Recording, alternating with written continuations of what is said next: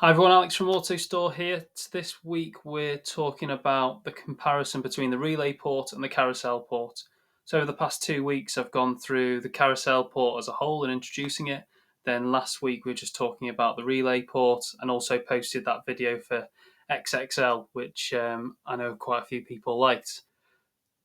This week going to talk about comparing the Relay port versus the Carousel port, why you pick one over the other, and the key metrics to look at. So we'll dive straight in. The main question everybody asks me about is what the speed of the Relay port is versus the Carousel port and what you actually get for it. So the Relay port will be doing 650 bins per hour versus the Carousel at 400 bins per hour when you're maxing them out. So a 61% increase on the with the Relay port. So the main thing really is, does your operation and the ancillary equipment around your auto store allow you to be able to pick that quickly? Because if you're wanting to pick and pack, there's no point buying a Relay port. You may as well stick to the Carousel. But if you can pick and pass nice and quickly, or pick straight into a carton in the way the guys at XXL are doing, then the Relay port is well worth it. Next up is the bin exchange time. So this is part of how the Relay port is able to provide more bins than the Carousel. So this is the time it takes from the operator pressing "I have finished with this bin" to the next bin being delivered, ready to be picked from. So again, Relay port wins out on this one, 16% faster than the Carousel. Next up, the actual space within the grid.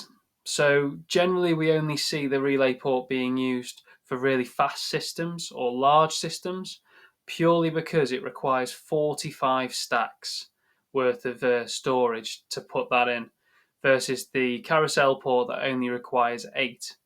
So if you imagine each stack can have 16 bins, or even with a 220 bin, 24 bins.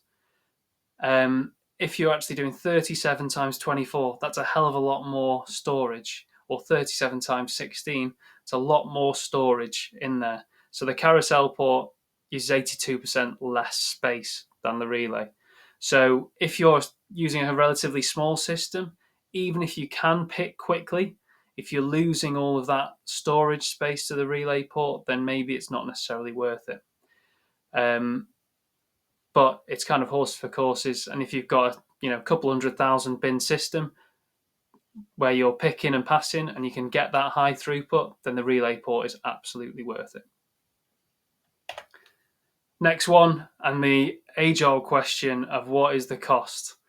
So the Relay port is 3 times the cost of the Carousel port. So that's why you need to make sure that all of the ancillary equipment and your actual operation is able to cope with the speed that the Relay port will give you.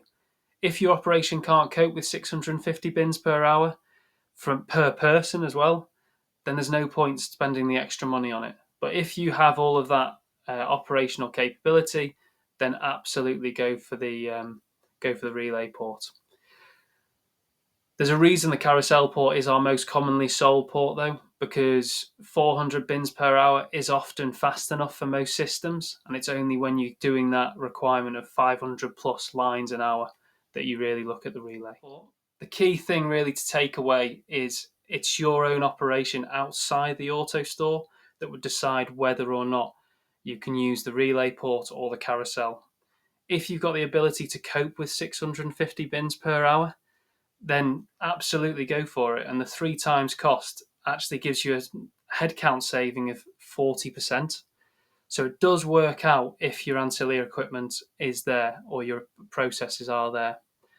But like I said earlier, there's a reason the Carousel port is so popular, because 400 bins per hour usually covers you off. That's it for this week. Next week, we're going to go on to the Fusion ports, which are some of our latest additions to the portfolio. So see you there. Cheers.